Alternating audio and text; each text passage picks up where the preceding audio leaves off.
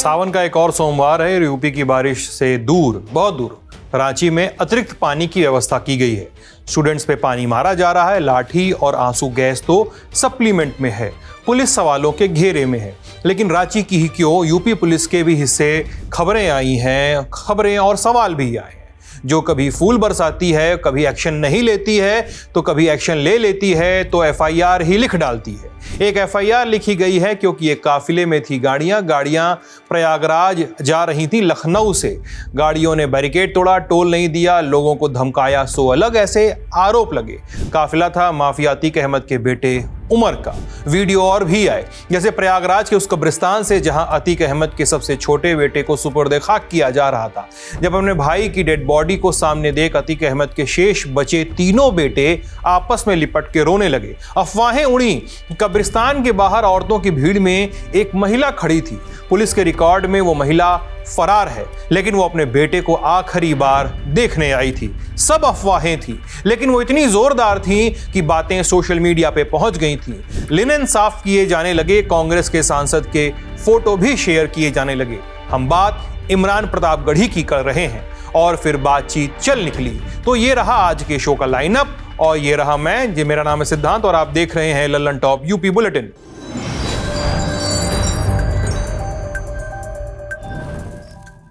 आपने बीते 2 दिनों में ये वीडियो अलग अलग तरीकों से देखे होंगे। ये दृश्य आए उत्तर प्रदेश के प्रयागराज में मौजूद कसारी मसारी कब्रिस्तान से। 8 अगस्त का दिन था। अतीक अहमद के सबसे छोटे बेटे अबान अहमद को इस दिन सुपुर्द खाक किया जाना था और इस दिन शाम तक 2 दिशाओं से 2 पुलिस वैन्स प्रयागराज चली आ रही थी, एक लखनऊ सेंट्रल जेल से और एक झांसी से। लखनऊ जेल से आने वाली गाड़ी में बैठा था उमर और झांसी जेल से आने वाली गाड़ी में बैठा था उसका भाई अली अहमद। दोनों गाड़ियां कसारी मसारी कब्रिस्तान पहुंची और खड़ी रहीं। दोनों गाड़ियों में बैठे दोनों भाई एक दूसरे को देखते रहे, इशारों में बात कर रहे थे। बाहर समर्थक घेर कर खड़े थे। थोड़ी देर में अबान का शव पहुंचा। दोनों भाइयों को हथकड़ी पहनाकर पुलिस वैन से उतारा गया। बाहर उनका एक और भाई खड़ा था, अहजम। वो एक अकेला ऐसा भाई है जो जेल के बाहर है। तीनों ने बाकी नाते रिश्तेदारों के साथ मिलकर अपने भाई अबान को सुपुर्द खाक किया। लेकिन अबान को जब सुपुर्द खाक किया जा रहा था तो जो आखिरी नमाज होती है, नमाज मैयत, जो किसी को सुपुर्द खाक करते समय पढ़ी जाती है, वो किसी मौलवी ने नहीं बल्कि उमर ने खुद सभी को पढ़वाई। भीड़ ने शोर मचाया तो उमर ने मुंह पे हाथ रखकर चुप रहने का इशारा भी किया और ये सब जब बीत गया तो तीनों भाइयों ने अपनी बुआ से कुछ देर बात की और फिर अपनी अपनी पुलिस वैन में बैठकर निकल गए। इसी पूरे घटनाक्रम का वीडियो सोशल मीडिया पे वायरल है। अतीक अहमद या उनके बेटों के समर्थक इन वीडियोस के पीछे म्यूजिक लगा के छाप रहे हैं। विरोधी भी अपना तरीका अपना रहे हैं, अपनी बातें कह रहे हैं अपनी भाषा में। लेकिन बात इतने पर ही खत्म हो गई होती तो क्या बात थी? बात आगे भी हुई है और उसके पहले यह वीडियो देख लीजिए।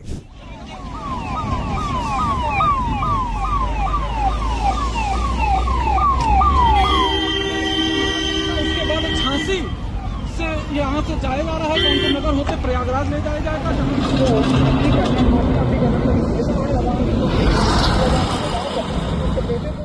स्क्रीन पे नजर आ रहा है ये काफिला अतीक अहमद के बेटे उमर अहमद के पीछे चला आ रहा है। उमर पुलिस की गाड़ी में था और उसके पीछे कम से कम 25 से 30 गाड़ियां थी। इन गाड़ियों में उमर के समर्थक थे। वो आरोप है कि गाड़ियों ने एक के बाद एक कई कानून तोड़े। गाड़ियों ने टोल नहीं दिया, बूम बैरियर तोड़ दिया और टोल कर्मियों के साथ अभद्रता भी की। प्रयागराज पुलिस ने सारी गाड़ियों पे और सारी गाड़ी चालकों पे भी एफआईआर लिख दी है। एफआईआर के मुताबिक घटना 8 अगस्त की है। दोपहर में 3 से 4 बजे के आसपास का वक्त था। जगह थी NH-19 Nawabganj toll plaza. Umar Ahmad police की गाड़ी से गुजरा। सिक्योरिटी के लिए साथ में कुछ और पुलिस की गाड़ियां थी और शिकायत में यह बताया गया कि सरकारी गाड़ियों के गुजरने के बाद 25 से 30 से ज्यादा गाड़ियां उमर के पीछे भागी। आरोप है कि इन गाड़ियों में उमर के समर्थक थे और इनमें बताया गया एफआईआर में कि ये गाड़ियां तेज स्पीड में थी। ड्राइवर्स बिना टोल दिए जबरदस्ती आगे बढ़ रहे थे। टोल पर लगे बूम बैरियर को तोड़ा, टोल कर्मियों को कुचलने का भी प्रयास किया।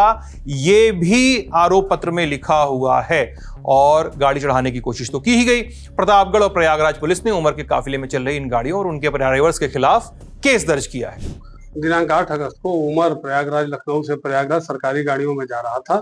हाथीगांव के अख्तियारी टोल प्लाजा के पास जब इसकी गाड़ी निकल गई तो इसकी काफिले के पीछे स्कॉर्पियो थार गाड़ी जो थी और अन्य गाड़ियां थी, इन लोगों ने टोल कर्मियों से टोल न देना पड़े इसके लिए उनसे बदतमीजी किया, उनका बैरियर तोड़ दिया और उन पे गाड़ी चढ़ाने का प्रयास किया। टोल मैनेजर की तहरीर पे थाने पर सुसंगत धाराओं में अभियोग पंजीकृत कर लिया गया है और बदमाशी करने वाले बदमाशों की शिनाख्त का प्रयास किया जा रहा है। जानकारी के लिए सुनते चलिए कि साल 2023 के अप्रैल महीने में माफिया अतीक अहमद और उसके भाई अशरफ को यूपी पुलिस की कस्टडी में मार डाला गया था। हत्या कर दी गई थी उनकी जब वो मेडिकल जांच के लिए जा रहे थे। अतीक की पत्नी शाइस्ता को भी उमेश पाल मर्डर केस में आरोपी बनाया गया था, लेकिन वो और उमेश पाल पर बम मारने वाला गुड्डू मुस्लिम आज भी पुलिस की पकड़ से बाहर है। इसको कहते हैं फरारी काटना। वहीं अतीक के 5 बेटे उमर, अली, असद, अहजम और अबान पांचों अलग अलग धाराओं में नामजद हुए। अबान और उसके बड़े भाई अहजम को नाबालिग होने की वजह से पुलिस ने अपनी कस्टडी में लेकर बाल संरक्षण गृह में रखा था। अक्टूबर 2023 में कोर्ट के आदेश और कानूनी प्रक्रियाओं के बाद दोनों भाइयों को बाल संरक्षण से रिहा करके उनकी बुआ की सुपुर्दगी में सौंप दिया गया। लेकिन इसी साल 6 अगस्त को, अभी 2-4 दिन पहले, अबान की सड़क दुर्घटना में मौत हो गई थी। लेकिन बात इतनी नहीं है।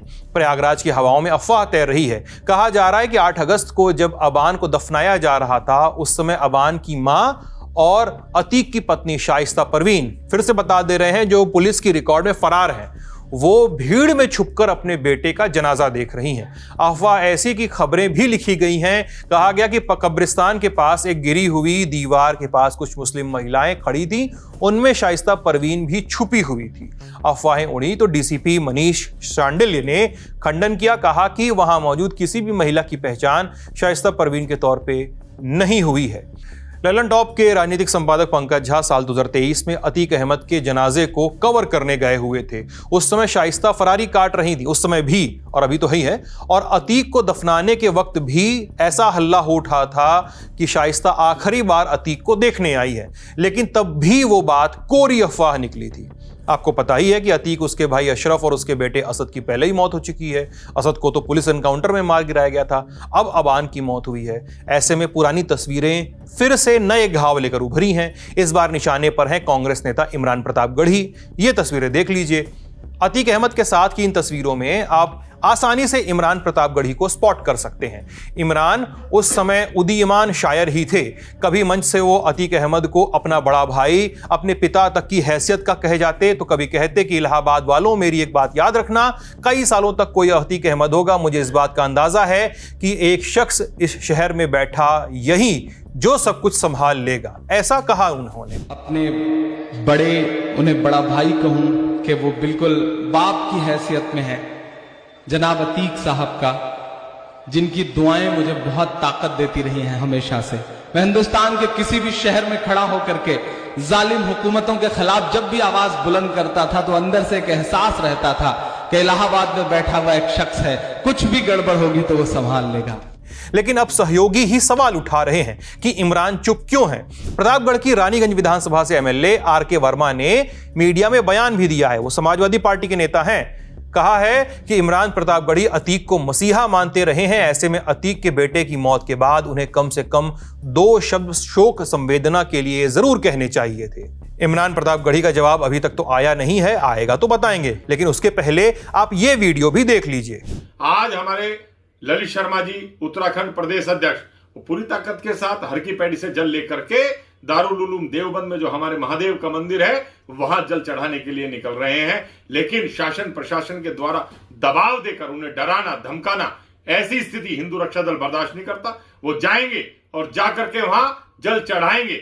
और पूरी ताकत के साथ मैं कह रहा हूं शासन और प्रशासन से, आप वहां सुरक्षा मुहैया कराइए, आप अपनी व्यवस्था कीजिए और जाकर के आप जो है, अगर आज हम योगी जी की सरकार होते हुए और पुष्कर सिंह धामी जी की सरकार होते हुए भी हम अगर देवबंद में अपने महादेव को सुरक्षित करते हुए और वहां जल न चढ़ा पाए तो आगे क्या होगा। तो इसीलिए मैं कहना चाहता हूं, आप लोग पूरी ताकत बने, आप ललित शर्मा जी के बीच में आप ना आए, आप उन्हें ताकत देने का काम करें और हिंदू रक्षा दल के पूरे कार्यकर्ता वहां पहुंचेंगे। और अगर कोई भी अनहोनी होती है उसका जिम्मेदार शासन और प्रशासन होंगे। इनका नाम है पिंकी चौधरी। हिंदू रक्षा दल के नेता है। वीडियो में कह रहे हैं कि इनके संगठन के लोग देवबंद दारुल उलूम पे जलाभिषेक करने जा रहे हैं क्योंकि उनको लग रहा है कि वो महादेव का मंदिर है। उनका यह वीडियो सोशल मीडिया पे वायरल हुआ और यूपी पुलिस ने एक्शन लिया। पिंकी चौधरी या उनके संगठन पे नहीं बल्कि पत्रकार पर। सहारनपुर के साइबर सेल ने एक्स के मालिकों को, जो सोशल मीडिया है जो उसको पहले ट्विटर कहते थे, उसके मालिकों को चिट्ठी लिखी कि जिस पत्रकार ने यह वीडियो शेयर किया है उनके आईपी एड्रेस वगैरह की जानकारी दीजिए। शांति और सौहार्द प्रभावित हो सकता है, ऐसे कारण गिनाए गए। अब उसके बाद आप ये वीडियो देखिए।